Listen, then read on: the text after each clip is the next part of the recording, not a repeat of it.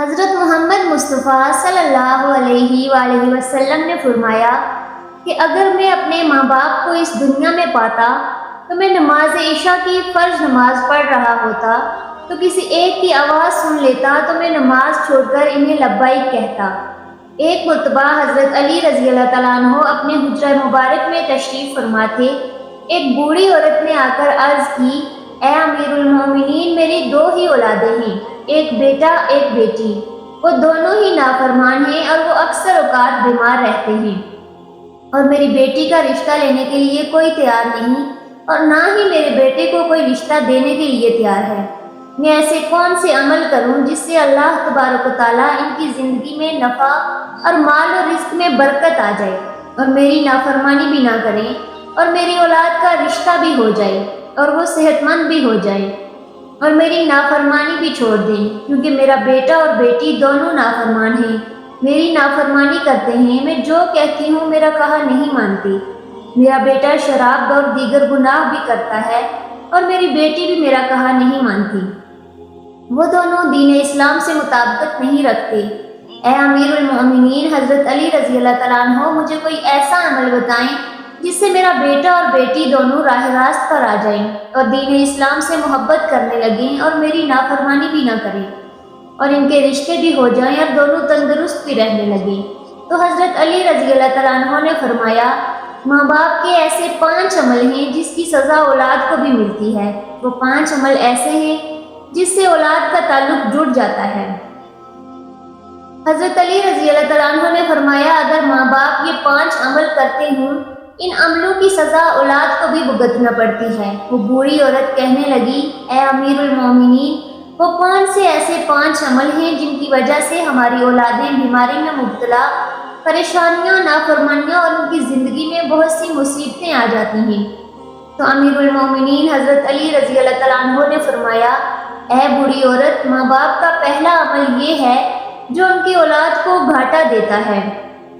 جس کے ماں باپ قرآن پاک پڑھے ہوئے ہوں اور گھر میں تلاوت قرآن پاک نہ کرتے ہوں، ان کے گھروں میں بے برکتی نازل ہو جاتی ہے اور شیطان کے چیلے اس گھر میں ڈیرے ڈال لیتے ہیں، اور شیطان کے یہ چیلے ان ماں باپ کی اولاد کو بھٹکاتے رہتے ہیں، جس کی وجہ سے ان ماں باپ کی اولادیں بیمار رہنے لگتی ہیں اور گھر میں لڑائی جھگڑے، ناچاکیاں اور بے اعتمادی بڑھ جاتی ہے،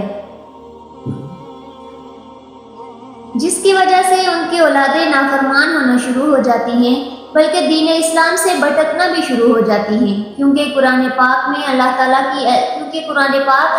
کی ایسی مقدس کتاب ہے جس کے ہر الفاظ کو پڑھنے سے اللہ تبارک و تعالیٰ انسان کو 10 نیکیاں عطا کرتا ہے، اور ہر 10 نیکیوں کے بدلے میں انسان کا مرتبہ اور رتبہ بلند کر دیا جاتا ہے، اور ہر اس نیکی کے بدلے میں اس کے گھر میں برکتیں اور رحمتیں نازل فرماتا ہے، جن کی وجہ سے ان ماں باپ کی اولادوں پر اثر پڑتا ہے اور ان کی اولادوں پر بیماریاں اور مصیبتیں ختم ہو جاتی ہیں اور باحیا اور دین اسلام پر قائم رہتی ہیں۔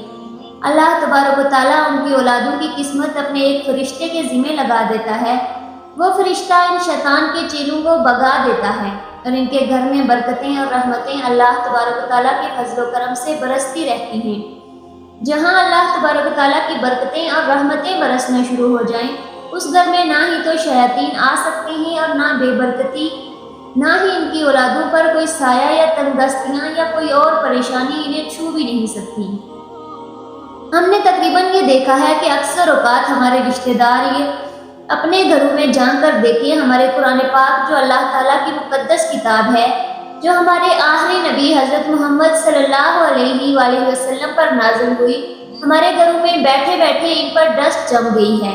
ہم قرآن پاک کی تلاوت کم و پیش کرتے ہیں، حالانکہ ہمیں روز قرآن پاک کی تلاوت کرنی چاہیے تاکہ ہمارے گھروں میں برکتیں اور رحمتیں اللہ تبارک تعالیٰ کی عطا ہوتی رہیں۔ جو ماں باپ قرآن پاک پڑھ کر بھی نہیں پڑھتے، ان کی اولادیں بے حیا، بے شرم اور تنگ دست ہو جاتی ہیں، لہٰذا ہر ماں باپ کو چاہیے کہ قرآن پاک کی تلاوت کریں۔ نمبر 2، امیر المومنین حضرت علی رضی اللہ تعالیٰ عنہ نے فرمایا، جس گھر میں ماں باپ روزانہ لڑتے ہوں اور گالیاں ایک دوسرے کو دیتے ہوں، جہاں گالیاں دی جائیں صرف شیطان ہی اس گھر میں ڈیرے ڈال لیتے ہیں اور ان کو بھٹکاتے رہتے ہیں۔ آپ خود سوچ کر دیکھیں، جہاں اللہ کے فرشتے نہ آئیں تو وہ گھر تو جہنم کہلائے گا۔ اللہ کے فرشتے تو صرف یہودیوں اور مشرکوں کے گھر میں نہیں آیا کرتے، کیونکہ حضور اقدس صلی اللہ علیہ وآلہ وسلم کا فرمان مبارک ہے، ایک دوسرے کو گالیاں دینا دین اسلام میں حرام ہے، کیونکہ ماں باپ کو دیکھ کر ہی اولاد جوان ہوتی ہے۔ جیسا طرز عمل ماں باپ کا ہوگا، اولاد بھی وہی عمل اختیار کرے گی۔ اولاد نے تو یہی دیکھا کہ میرے ماں باپ ایک دوسرے کو گالیاں دیتے ہیں، لڑائی جھگڑے کرتے ہیں، اب اولاد سے ماں باپ کیا امید کرے کہ میری اولاد فرمانبردار ہو؟ ایسا نہیں ہو سکتا۔ اس لیے حضرت علی رضی اللہ تعالیٰ عنہ نے فرمایا کہ ماں باپ کو چاہیے دین اسلام میں جو بولنے کا طریقہ بتایا گیا ہے وہی اختیار کریں، تاکہ ان کی اولادیں وہ سن کر ان پر اثر کریں۔ اس طرح آپ کی اولادیں نافرمان اور بے حیا نہیں ہوں گی، اور دیگر مصیبتوں سے آپ کی اولادیں بچے رہیں گی، بلکہ اپنے گھروں میں حدیث کی باتیں کیا کریں، حضور اقدس صلی اللہ علیہ وآلہ وسلم کا فرمان مبارک سنایا کریں۔ اپنی بیٹیوں کو حضرت فاطمہ الزہرا رضی اللہ تعالیٰ عنہا یا حضرت اما عائشہ رضی اللہ تعالیٰ عنہا کی باتیں بتایا کریں، بلکہ باپردہ اور پاکیزہ بیویوں کے قصے سنایا کریں، تاکہ ہماری بیٹیاں باحیا اور فرمانبردار ہوں۔ اس لیے ماں باپ کو چاہیے دین اسلام کی طرز پر ہی بولا کریں، تاکہ ان کی اولادیں بیماریوں سے اور نافرمانی سے بچ سکیں۔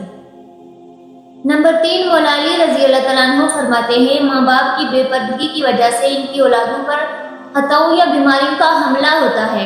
حدیث صحیح بخاری میں ابو ہریرہ سے روایت ہے کہ حضور اقدس صلی اللہ علیہ وآلہ وسلم نے فرمایا، جو پردہ دار عورت ہوگی اس پر جنت واجب ہے، جو بے پردہ عورت ہوگی اس پر جہنم واجب ہے۔ جہاں بے پردگی ہوگی وہاں اللہ تعالیٰ کے فرشتے ایسے گھروں میں رہنے والے انسانوں کے لیے بد دعائیں کرتے رہیں گے۔ شیطان نیچے بیٹھ کر ان کے گھروں پر اپنا بسیرا بنا لیتے ہیں۔ جہاں بے پردگی عام ہو وہاں ماں باپ کی اولادیں بے حیا، نافرمان اور غلط کاموں میں پڑ جاتی ہیں۔ یہی نہیں بلکہ ان کی اولادوں کو مصیبتیں اور پریشانیاں اپنا مقدر بنا لیتی ہیں۔ یہ سب ان کے ماں باپ کی بے پردگی کا نتیجہ ہوتا ہے۔ جہاں بے پردگی ہوگی وہاں اللہ کی رحمت اور برکت کبھی نہیں آئے گی، اور ان ماں باپ کی اولادیں ہر فتنے اور شر سے محفوظ نہیں رہ سکیں گی، کیونکہ جو اللہ تعالیٰ کے فرشتے بلاؤں اور خطاؤں کو ٹالتے ہیں وہ تو اس گھر سے چلے جاتے ہیں۔ ان کی بے پردگی کی وجہ سے وہ اولادیں اپنے ماں باپ کا ادب نہیں کیا کرتی، بلکہ اس گھر کی اولادیں کسی مصیبت یا پریشانی میں ہمیشہ مبتلا رہتی ہیں۔ اور ہم نے اپنے آس پاس بھی یہی دیکھا ہے، جہاں بے پردگی ہوتی ہے وہاں دنیاوی الفاظ بھی جڑے جاتے ہیں۔ جہاں بے پردگی ہوگی ان ماں باپ پر اللہ تعالیٰ کی ناراضگی ہوتی ہے، لیکن دنیا بھی ان کو اچھی نظروں سے نہیں دیکھا کرتی۔ اسی لیے ماں باپ کو چاہیے کہ اپنے پردے کا خاص انتظام کریں اور اپنی اولادوں کو بھی پردے کی تلقین کرتی رہیں، تاکہ ان کی باحیا بیٹیاں بی بی فاطمہ الزہرا رضی اللہ تعالیٰ عنہا کی پیروی کر سکیں۔ ہم سب نے یہ باتیں سن رکھی ہیں کہ دنیا کہتی ہے اپنے دل پر قابو ہونا چاہیے اور دل کا پردہ ہونا چاہیے۔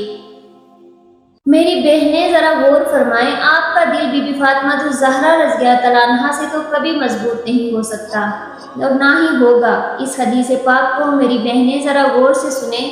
بی بی فاطمہ الزہرا رضی اللہ تعالیٰ عنہا کو حضور اقدس صلی اللہ علیہ وآلہ وسلم شادی کے بعد اپنے گھر لے کر جا رہے تھے۔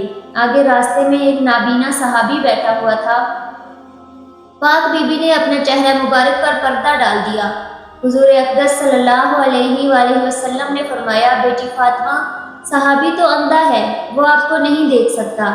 حضرت سیدہ بی بی فاطمہ الزہرا رضی اللہ تعالیٰ عنہا نے فرمایا، بابا حضور، وہ صحابی اندھا ہے، میں تو اسے دیکھ سکتی ہوں۔ اس لیے میری تمام بہنوں بیٹیوں سے گزارش ہے کہ اپنے پردے کو اپنی زندگی کا مقصد بنا لیں۔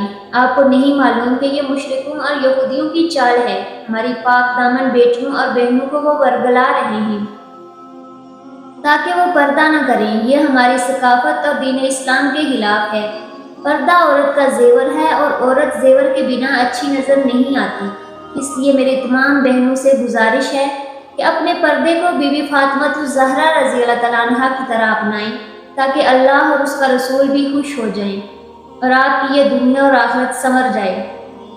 نمبر 4، حضرت علی رضی اللہ تعالیٰ عنہ نے فرمایا، جو ماں باپ دوسرے کسی ماں باپ کی اولادوں کے لیے اچھا نہ سوچتے ہوں یا نہ دیکھتے ہوں، ان کی اولادوں پر اللہ تعالیٰ بھی وہی فرمان جاری کرتے ہیں جو لوگ دوسروں کی اولادوں کے لیے برا سوچتے ہیں۔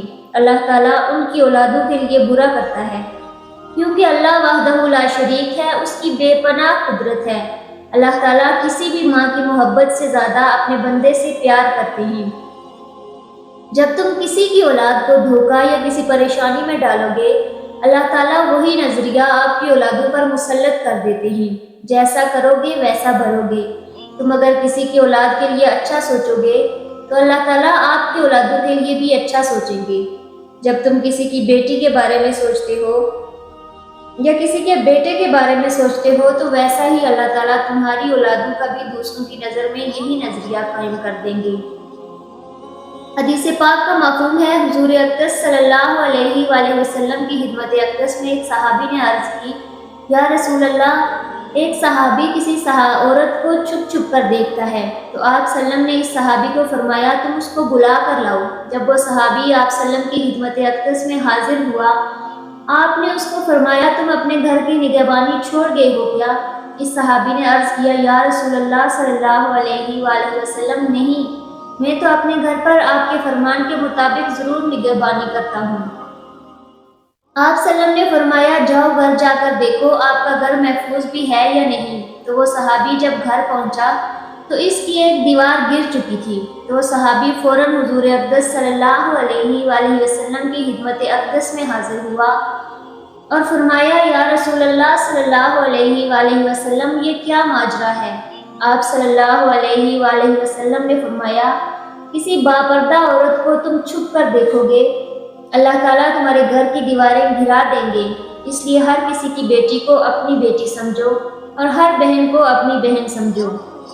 نمبر 5، امیر المومنین حضرت علی رضی اللہ تعالیٰ عنہ نے فرمایا، جو ماں باپ اپنے گھر میں حلال اور حرام کا فرق نہ کرتے ہوں، حرام وہ نہیں جو حرام جانور کھا لیا جائے یا کوئی اور حرام چیز کھا لی جائے، وہ تو قطعاً حرام ہے۔ حرام وہ جو حلال کو حرام کر کے کھایا جاتا ہے، یعنی کسی کو دھوکہ فریب کاری دے کر کسی کا حق کھا لیا جائے تو یہ حلال ہو کر بھی حرام ہوتا ہے، یا کسی مسکین غریب کا حق مار کر وہی رزق اپنے بچوں کو کھلایا پلایا جائے تو وہ بچے نالائق، بے حیا، بے شرم اور بے ادب ہوتے ہیں۔ بعض احباب ایسا ہی کرتے ہیں کہ میں نے فلاں مال یا رزق اتنے کا خریدا تھا اور قسم اٹھا لیتے ہیں، وہ مال تو بک جاتا ہے لیکن اس میں برکت نہیں رہتی۔ برکت اسے کہتے ہیں جس رزق میں اللہ کی رضا شامل ہو۔